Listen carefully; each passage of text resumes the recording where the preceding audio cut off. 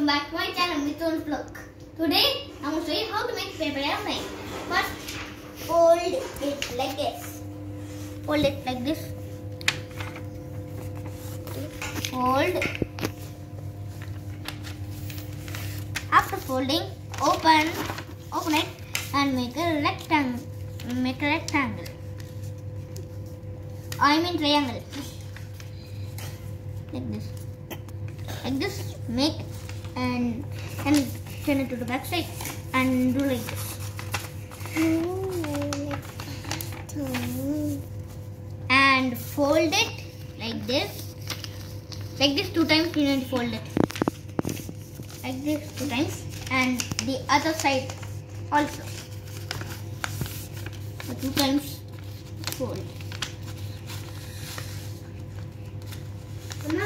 Now the paper airplane is ready. See? Simple, right? Okay guys, don't forget to like, share and subscribe. Bye. I want to take this out. Oh, you cracked. Okay guys, bye. Don't forget to like, share and subscribe. Don't forget to press the bell icon below. Bye.